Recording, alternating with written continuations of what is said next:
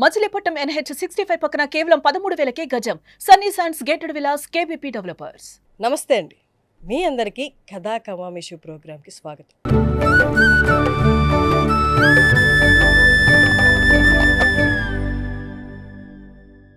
ఇవాళ మనం 11వ ఎపిసోడ్లోకి ప్రవేశించబోతున్నాము. మన ముందు ఉన్నారు డాక్టర్ వడ్లమాన శ్రీనివాస్ గారు. నమస్తే అండి. నమస్కారం అండి. ఈరోజు 11వ ఎపిసోడ్లో నేను చెప్పబోతున్న కథ ముగింపు మీకు తెలుసు. ఆ కథ పేరు కానీ ఆ ముగింపు మన ఎవరికి తెలియదు. రచయిత గారు ఆ టైటిల్ పెట్టారు, ముగింపు మీకు తెలుసు అనే కథ.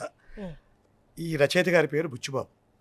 బుచ్చిబాబు గారు చివరకు మిగిలేది అనే ఒక అద్భుతమైన నవల, 400 పేజీల నవల ద్వారా అదొక రకమైన తాత్విక మనోవైజ్ఞానిక నవల.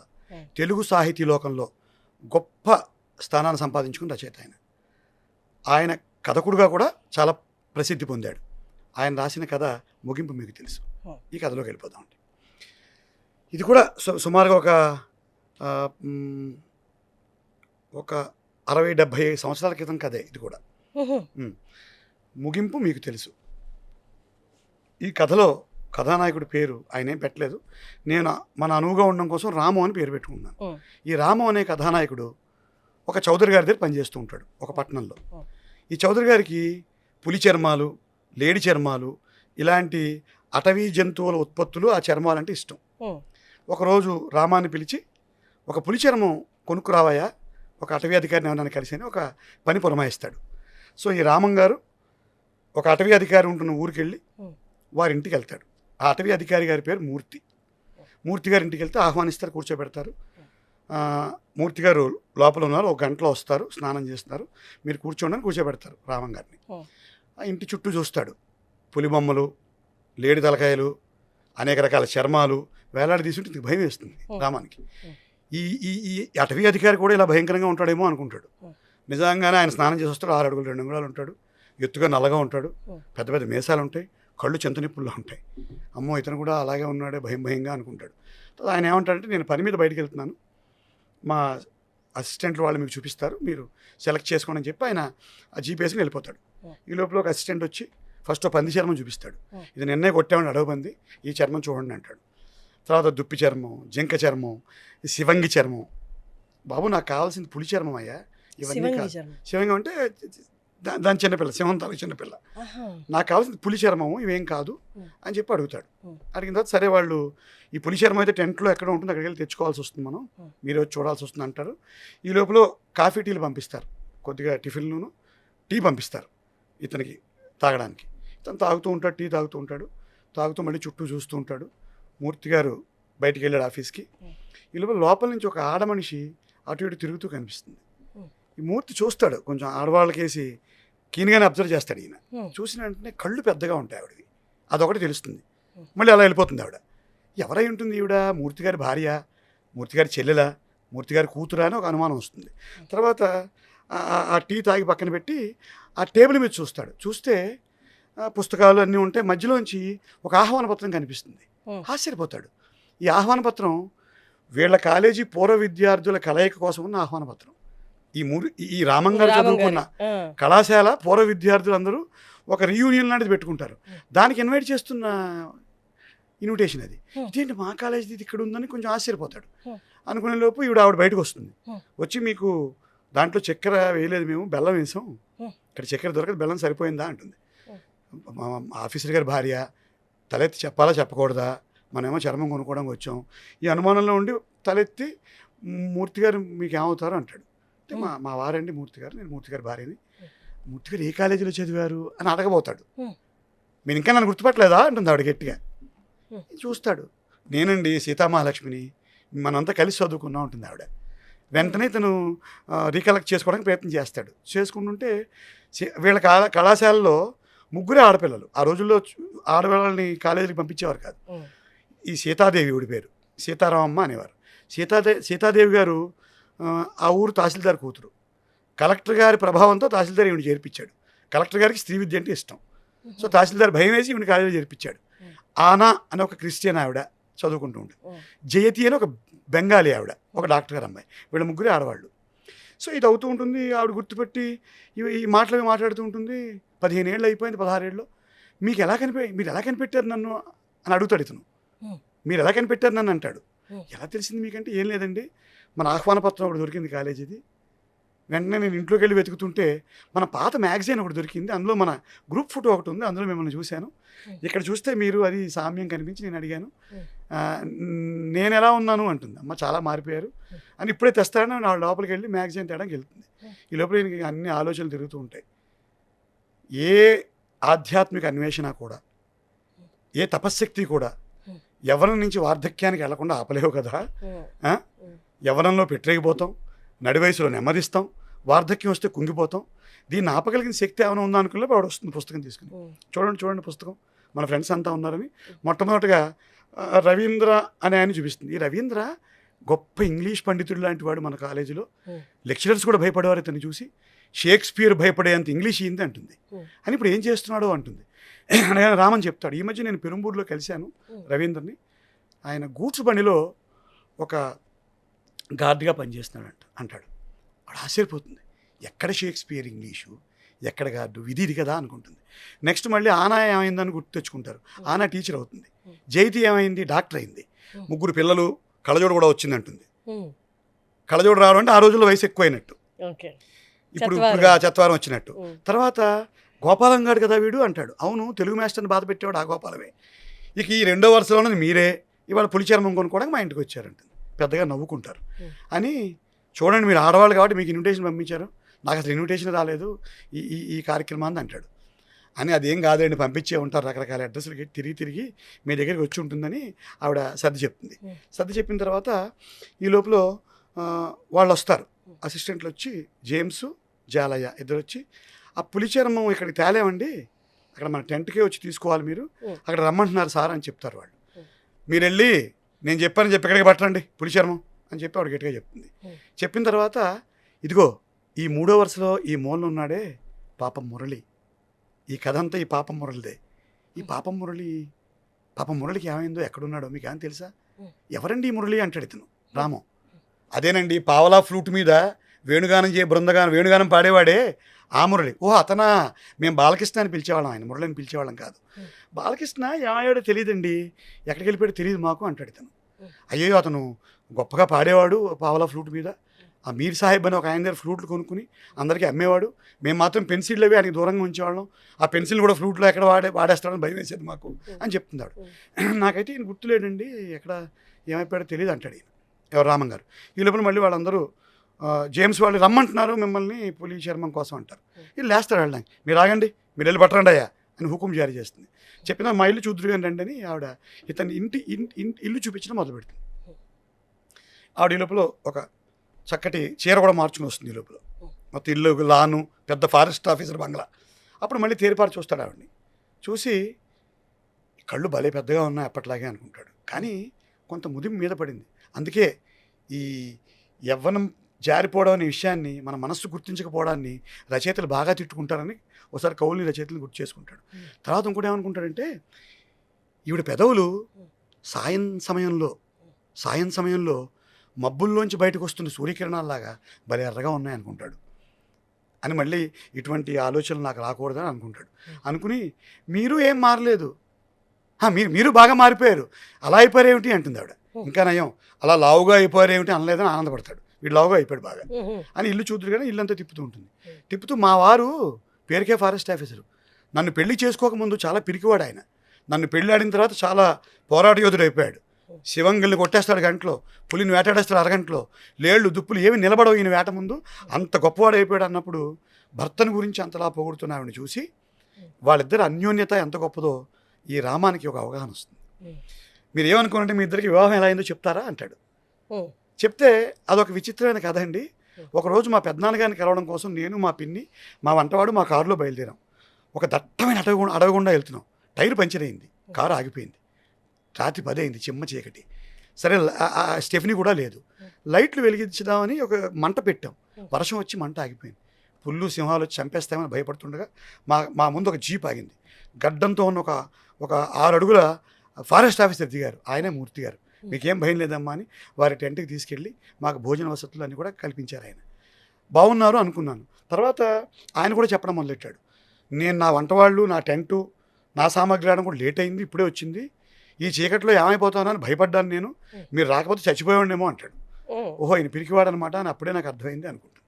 కానీ ఆ ప్రకృతి, అప్పుడున్న మబ్బులు, అక్కడున్న వర్షం, ఆ పిల్ల కాలువలు, ఆ పిల్ల తెమ్మెర్లు మా ఇద్దరి మధ్యలో ఒక చిన్న ప్రణయాన్ని కల్పించాయి అంటుంది ఆవిడ.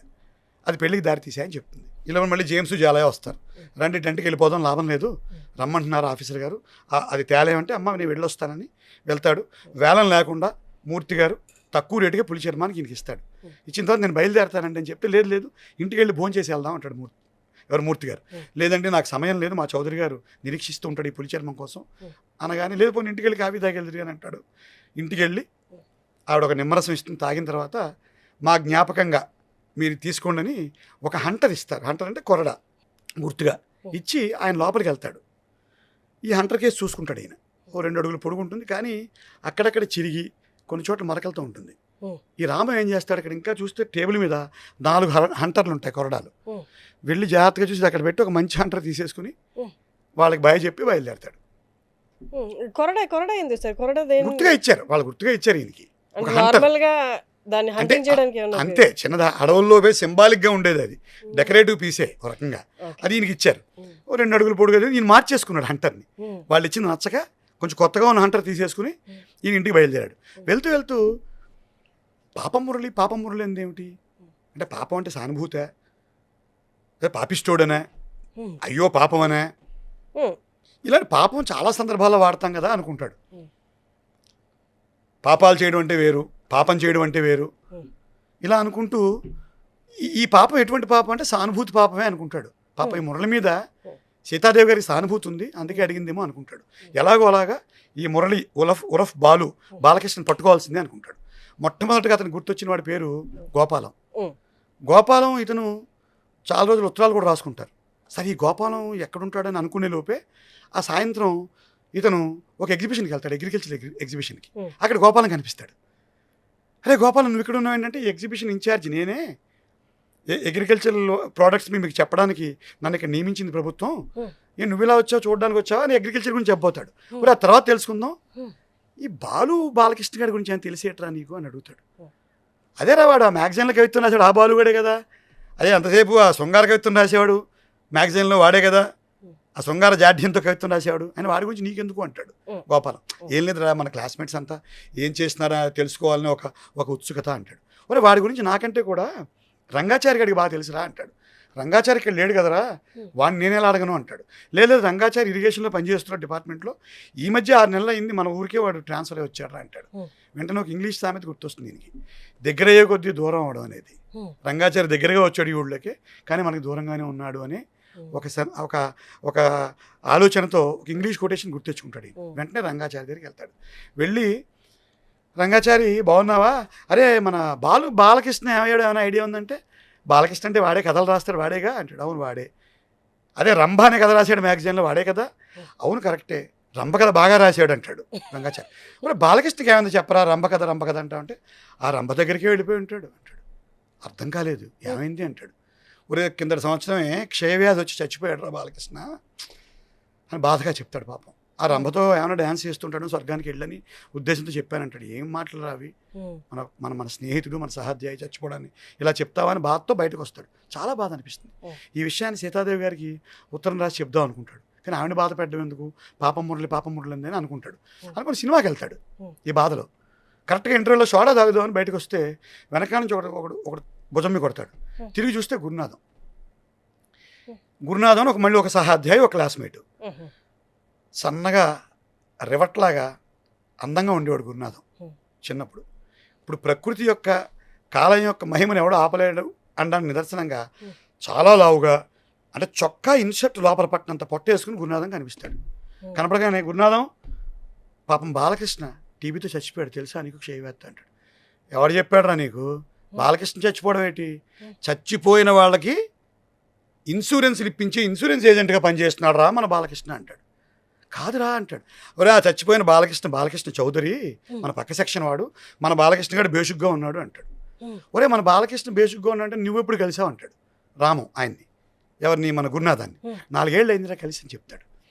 పెళ్ళయిందా అంటాడు. ఏమో అవన్నీ నేనెందుకు అడుగుతాను అంటాడు. కానీ పెళ్ళి అంటే గుర్తొచ్చిందిరా, ఈ బాలకృష్ణ గారు చదివే రోజుల్లో ఆ జైతి అనే బెంగాలీ అమ్మాయి ఉంది కదా, ఆ అమ్మాయిని విపరీతంగా ప్రేమించాడు రా అని చెప్తాడు. నాకు తెలియదు ఏ విషయం అంటాడు. అందుకే బెంగాలీ పద్ధతిలో రవీంద్రనాథ్ ఠాగూర్ని అనుసరిస్తూ భావకవిత్వాలు రాసేవాడు రా ఆవిడ మీద. నిజానికి వీడు గొట్టం ఫ్లూట్ ఎందుకు వాయించేవాడో తెలుసా అంటాడు. తెలీదు అంటాడు. జైతికి ఫ్లూట్ అంటే ఇష్టం, వేణునాథం అంటే ఇష్టం. ఆవిడ ఇంట్లో అప్పలాచారి గారి దగ్గర ఆవిడ ఫ్లూట్ నేర్చుకునేది జైతి. అందుకు వీడి మీర్ సాహిబ్ దగ్గర దిక్కుమాల ఫ్లూట్ కొట్టుకొని పావలా ఫ్లూటు అది పట్టు వాయించేవాడు. అది అసలు కదా. ఒకరోజు ఈ గురునాథం చెప్తాడు, ఒకరోజు ఈ బాలకృష్ణ గారు ఒక ఎముక ముక్క చూపిస్తాడు బ్యాగ్లో తీసి గురునాథంకి. ఎముక ఇదేంట్రా ఉలిక్కి పడతాడు గురునాథ్, ఎముకలేట్రా బ్యాగ్లో అని. ఇది మా అమ్మ ఎముకరా, మా అమ్మ చచ్చిపోయిన తర్వాత అస్థికల నుంచి దాచిపెట్టుకున్నాను, నేను ఎముకలో భాగమే కదా అంటాడు. ఇదేం పిచ్చిరా, వీడికని పిచ్చే అనుకుంటాడు. మళ్ళీ పరుసులోంచి ఒక వెంట్రుక తీస్తాడు, పెద్ద పొడుగాడు వెంట్రుక. అరే ఎవరికైనా చేతబడి చేసిన వీడురా అంటాడు. వీడు కాదురా ఈ వెంట్రుక ఎవరిది, ఇది కూడా మీ అమ్మదేనా అంటాడు. చిచ్చి మా అమ్మది కాదురా, ఈ వెంట్రుక జైతిది అంటాడు. ఓ నువ్వు ప్రేమిస్తున్న జైతి వెంట్రుక దాచుకున్నావా అంటాడు. నువ్వెలా సంపాదించావు అంటే, ఒక పుస్తకం ఇచ్చాను మన జైతికి చదువుకుంటానంటే అందులో పెట్టించిందిరా, సో నేనంటే కూడా ఇష్టమే కదా, లేదా తన తల వెంట్రుక నా పుస్తకంలో దాచి ఎందుకు ఇస్తుంది అంటాడు. అలాంటి వాడు, ఇంత భావకత్వం రాసిన వాడు, ఇంత అమ్మాయి పట్ల ప్రేమతో ఆకర్షితుడైన వాడు లాస్ట్కి ఎల్ఐసి ఇన్సూరెన్స్ ఏజెంట్ అయ్యాడు రా అంటాడు. ఇన్సూరెన్స్ ఏజెంట్ తప్పే ఉందిరా అని, సరే ఎక్కడున్నాడో కనుక్కుందామని ఆ ఇన్సూరెన్స్ హెడ్ ఒకటి ఉంటాడు సత్యనారాయణ అని, ఆయన దగ్గరికి వెళ్తాడు. సత్యనారాయణ గారు నాకు ఒక ఇన్ఫర్మేషన్ కావాలి, నా మిత్రుడు ఒకటి బాలకృష్ణ అని మీ ఇన్సూరెన్స్ కంపెనీలో పనిచేస్తున్నాడు, నేను ఆయన ఒకసారి పిలుస్తారా మాట్లాడాలంటాడు. ఆయన ఎక్కడ ఉన్నాడండి ఇన్సూరెన్స్లో, 4 ఏళ్ళు అయింది మానేసి మా దగ్గర పని చేయట్లేదు అంటాడు. ఆయన ఎక్కడికి వెళ్ళిపోయాడని అడుగుతాడు. మరి ఈయన కలిసి కూడా 4 ఏళ్ళు, మానేసి కూడా 4 ఏళ్ళు కలిసి అంటే వెంటనే మానేశాడు అనమాట. ఆయన ఎప్పుడో 3 ఏళ్ళు 4 ఏళ్ళు అయింది మానేసి ఎక్కడికి వెళ్ళిపోయాడండి అంటాడు. మీకు తెలుసా, ఆయన అటవీ ఉత్పత్తుల మీద, జంతువుల మీద, జంతు చర్మాల మీద, సర్కస్ కంపెనీల మీద ఒక ఇన్సూరెన్స్ పాలసీ తయారు చేశాడు. దాన్ని అన్ని రకాల పేపర్లో పబ్లిష్ చేశాడు. షికాగో న్యూస్ పేపర్స్లో కూడా పబ్లిష్ అయింది. అది ఈయనకి విపరీతమైన పేరు ప్రతిష్టలు వచ్చాయి బాలకృష్ణ గారికి. వెంటనే ఫారెస్ట్ డిపార్ట్మెంట్ వారు, అంటే అటవీ శాఖ వారు పిలిచి ఒక ఉన్నతోద్యోగం ఇచ్చి సత్కరించారు ఈయన్ని అంటాడు. అవునా, ఎక్కడ పనిచేస్తున్నాడండి ఫారెస్ట్ డిపార్ట్మెంట్లో ఈయన, ఏ ఊర్లో పనిచేస్తున్నాడో కొంచెం చెప్పగలరా అంటే, అదేనండి నిన్న మీ చౌదరి గారికి ఒక పులి చర్మం ఏదో అమ్మేట కదా ఆయన, ఆ పులి చర్మం నిన్న తెచ్చాడు ఇన్సూరెన్స్ కోసం చౌదరి గారు నా దగ్గరికి, మీరే తెచ్చారట కదా పులి చర్మం అనగానే వీడు సంభ్రమాశ్చర్యాలకు గురవుతాడు. అంటే మూర్తే బాలకృష్ణ, మరి పులి చర్మం ఎవరి దగ్గర కొన్నాడు ఈయన, మూర్తి గారి దగ్గర కదా కొన్నది, కానీ నేను నమ్మను నాకు నిదర్శనం కావాలి అనుకుంటే ఇంటికి వచ్చేస్తాడు. నమ్మడు ఇతను. ఇంటికి వచ్చేసిన తర్వాత మూర్తి గారి నుంచి ఒక ఉత్తరం వస్తుంది. జాలయ్య నా అసిస్టెంట్ ఉన్నాడుగా మూర్తి గారి దగ్గర, ఎవరైతే పులి చర్మం ఈయనకి అప్పచెప్పాడో ఆ జాలయ్య ఒక ఉత్తరం తెచ్చి ఇస్తాడు మూర్తి గారి దగ్గర నుంచి. ఎవరికి, మన రామన్ గారికి, కథానాయకుడు రామానికి ఇచ్చిన వెంటనే ఆ ఉత్తరం తీసి చదువుకుంటాడు రామన్ గారు. మూర్తి గారికి రామన్ గారికి నమస్కారాలు, మూర్తి రాయనిది, ఫారెస్ట్ అధికారి మూర్తి రాయనిది, మీకు నేను ఒక హంటర్ ఇచ్చాను బహుమతిగా, మీరు ఆ హంటర్ని ఇక్కడే వదిలేసి వేరే హంటర్ని పట్టుకెళ్ళిపోయారు. దయచేసి ఆ హంటర్ని మీరు వెనక్కి పంపించవలసిందిగా కోరుతున్నాను. ఈ హంటర్ నుంచుకోండి, ఇంకో కొత్త హంటర్ పంపిస్తాడు, కొత్త కొరడ. ఏమంత నేను తెచ్చేసుకొచ్చిన కొరడాలు హంటర్లో అంతే ఉందని ఇతనికి ఉత్సుకత. జాలైన బయట ఉండమని లోపలికి వెళ్ళి ఆ హంటర్కి వెనకాల పౌచ్ లాంటిది ఉంటుంది, అది ఇలా ఓపెన్ చేస్తాడు చాకు పెట్టి. ఓపెన్ చేస్తే లోపల 4 రంధ్రాలతో ఉన్న ఒక ఫ్లూటు, ఆ ఫ్లూటుకి చుట్టిన ఒక వెంట్రుక ఉంటాయి. ఇది నిదర్శనమే, మూర్తి గారు బాలకృష్ణ ఒకరే అనుకుంటూ, ఓహో ఇప్పుడు నాకు అర్థమైంది. బాలకృష్ణమూర్తి, వి బాలకృష్ణమూర్తి ఆయన పేరు. వి బాలకృష్ణమూర్తి కాలేజీలో ఉండగా మూర్తిని వదిలేశాడు.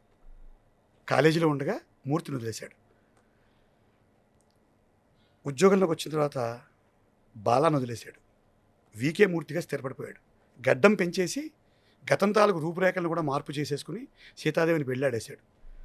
ఇతనే బాలకృష్ణ, ఇతనే పాపం మురళి అని సీతాదేవి గుర్తుపట్టలేనంతగా మారిపోయి ఆవిడ వివాహం చేసుకున్నాడు. ఆవిడ రామం గారిని చూసినప్పుడు మొట్టమొదటిగా చూసిన వెంటనే చక్కన గుర్తుపట్టేసి, అదే ఇక్కడ చెప్పాడు, పూర్తి స్థాయిలో గుర్తుపట్టలేదు, మార్పు చేసేసుకున్నాడు. పెద్ద గడ్డం, అసలు వేరే మనిషిగా మారిపోయాడు ఆయన అనుకుని, సరే ఇంకా బాలకృష్ణమూర్తి ఒకటే, ఇదే ముగింపు ఈ కథకి. పాపం మురళి ఎవడు, ఫస్ట్ బాలకృష్ణ, తర్వాత బాలు, చచ్చిపోయాడు టీబీతో, మళ్ళీ చావలేదు, ఇన్సూరెన్స్ ఏజెంట్ అయ్యాడు, మళ్ళీ ఫారెస్ట్ డిపార్ట్మెంట్లో ఉద్యోగం వచ్చింది. ఆయన ఎవడు, ఈయనకి పులిచర్మం అమ్మిన మూర్తి గారే వీళ్ళ సహాధ్య అయిన బాలకృష్ణ, ఆవిడనే వీళ్ళ క్లాస్మేట్ అని సీతాదేవి గారు వివాహం ఆడారు. భార్యకి తెలియని రహస్యాన్ని భర్తలు దాచామనుకుంటారు. ఈ భార్యల రహస్యాన్ని తెలుసుకునే ప్రయత్నంలో కృతకృత్యులైతే, వేరే వాళ్ళ ద్వారా తెలుసుకుంటే ఈ భర్తల పరిస్థితి ఏమిటి అని ఒక క్వశ్చన్ మార్క్ వేసి ముగిస్తాడు. ప్రేక్షకులకి పాఠకులకి వదిలిపెట్టాడు. ఇప్పుడు ఇంతకీ మూర్తి గారు బాలకృష్ణ ఒకటే అని ఈ మన కథానాయకుడు రామం గారు సీతాదేవికి చెప్తాడా చెప్పడా? చెప్పడా. ఇదే ప్రశ్నతో ఈ కథ ముగుస్తుంది. అదమ్మా. చక్కటి కథ సార్. Thank you. ధన్యవాదాలు.